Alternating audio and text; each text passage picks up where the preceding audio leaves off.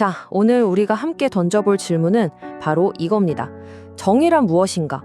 플라톤의 국가를 길잡이 삼아서 이 아주 오래되고 또 중요한 질문 속으로 한번 풍덩 빠져보려고 해요. 이건 그냥 옛날 이야기가 아니고요. 바로 우리 자신에 대한 이야기입니다. 같이 한번 시작해 볼까요? 정의란 무엇인가? 참 어렵죠? 수천 년 동안 정말 똑똑한 사람들이 이 질문에 매달렸어요. 지금 이 순간 여러분에게 정의는 뭔가요? 그냥 법을 잘 지키는 거? 아니면 공평한 거? 아마 머릿속에 여러 가지 생각이 떠오를 거예요. 자, 눈을 감고 한번 상상해 보세요. 지금 우리는 고대 아테네의 어느 저택에 와 있습니다. 하루 일을 마치고 좋은 친구들과 편안하게 앉아서 와인 한 잔을 기울이고 있어요. 분위기 좋죠? 바로 이때 누군가 던진 질문 하나가 이 평화로운 분위기를 순식간에 진지하게 만듭니다. 인류 역사상 가장 위대한 대화가 바로 여기서 시작된 거죠. 자, 이 대화는요, 아주 익숙하고 상식적인 데서부터 출발합니다. 어쩌면 여러분이 지금 막연하게 정의란 이런 거 아닐까? 하고 생각하는 것과 아주 비슷할 수도 있어요. 대화의 포문을 여는 사람은 바로 이 집의 주인이자 지혜로운 어르신인 케팔로스입니다. 평생을 부유하고 존경받으며 살아온 분이죠. 케팔로스에게 정의는 아주 간단하고 명쾌합니다. 정의? 그거 별거 아니야. 그냥 진실을 말하고 남한테 빌린 거 있으면 잘 갚은 거지. 어때요? 참 평화롭고 이해하기 쉽죠? 우리가 어릴 때부터 귀에 못이 박히도록 들었던 착하게 살아라 하는 말과도 비슷해요.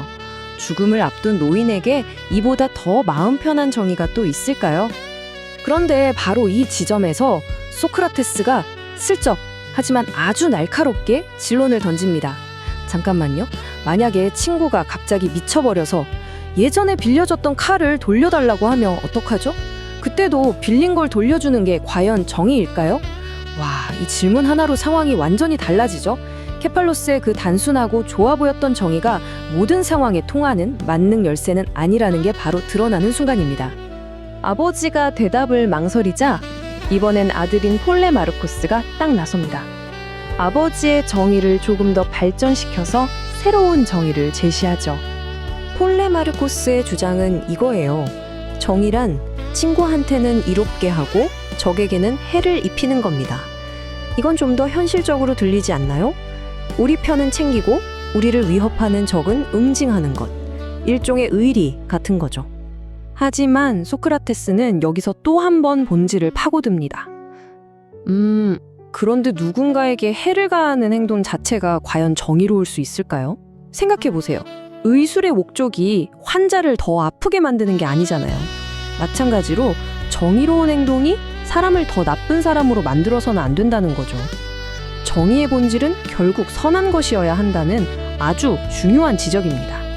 지금까지의 대화가 좀 점잖고 평화로웠다면 이제 분위기가 180도 바뀝니다. 마치 조용한 토론장에 야수 한 마리가 뛰어든 것처럼 아주 공격적이고 냉소적인 주장이 펼쳐지기 시작하거든요. 바로 이 사람, 소피스트 트라시마코스입니다. 그는 지금까지의 논의를 보면서 진짜 답답하네 라고 생각했던 것 같아요. 버럭 화를 내면서 대화에 끼어들더니 이 점잖은 분위기를 그냥 한 방에 깨부숴버립니다. 정의는 무슨, 정의란 그냥 힘센 놈들의 이익일 뿐이요. 트라시마코스의 이 주장은 정말 충격적이죠. 우리가 생각하는 정의, 도덕, 법 같은 고상한 것들은 사실 다 허상이라는 거예요. 그냥 권력을 가진 자들이 자기들한테 유리하게 만들어 놓은 규칙에 불과하다는 거죠. 아주 냉소적이고 또 어찌 보면 굉장히 현실적으로 들리기도 하는 주장입니다. 이 강력한 주장에 소크라테스는 어떻게 대응할까요? 정말 기가 막힌 비유를 듭니다. 자, 생각해 봅시다. 진정한 의사는 자기 돈 벌려고 환자를 치료하나요? 아니면 환자의 건강을 위해 일하나요? 당연히 환자를 위해서죠. 훌륭한 선장은요? 자기만 살려고 배를 모는 게 아니라 선원 모두의 안전을 위해 배를 몰죠. 이처럼 어떤 분야의 진정한 전문가는 그 기술의 대상, 즉 보살펴야 할 사람들을 위해 일한다는 겁니다. 그렇다면 나라를 다스리는 통치술 역시 마찬가지 아닐까요?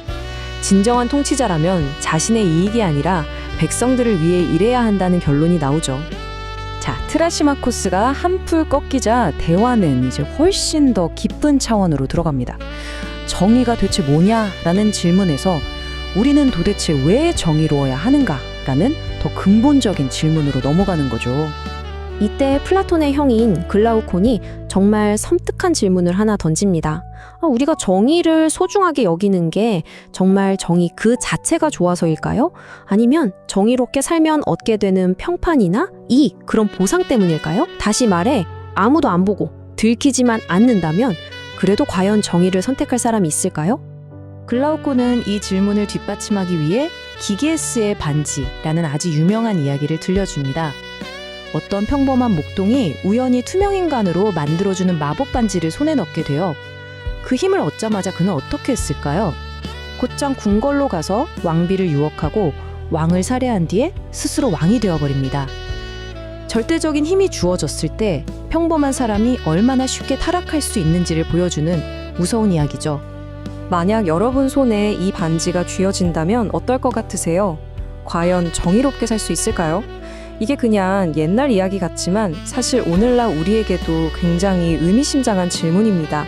우리가 인터넷에서 익명이라는 가면 뒤에 숨어서 댓글을 달 때 아무도 책임을 묻지 않을 것 같은 상황에 놓였을 때 어쩌면 우리 모두는 이미 기게스의 반지를 하나씩 손에 쥐고 있는 건지도 모르죠.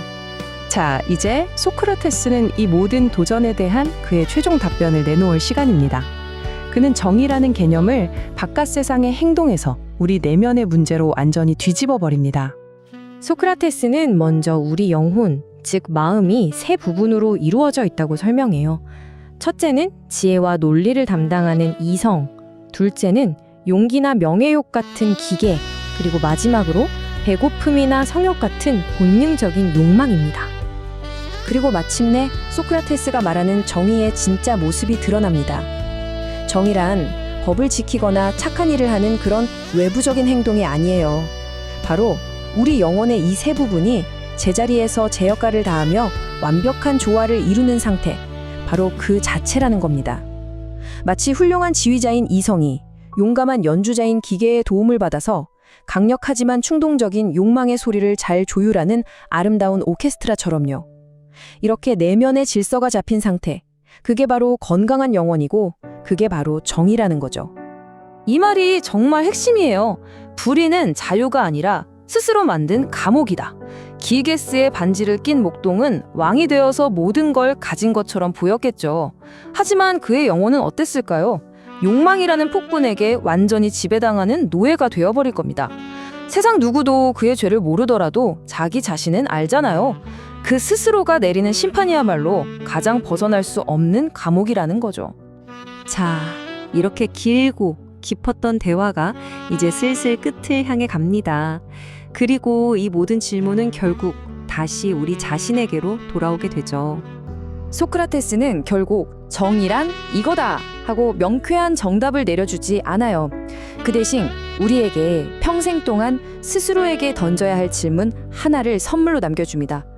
이 대화의 진짜 목적은 정답 찾기가 아니었던 거예요.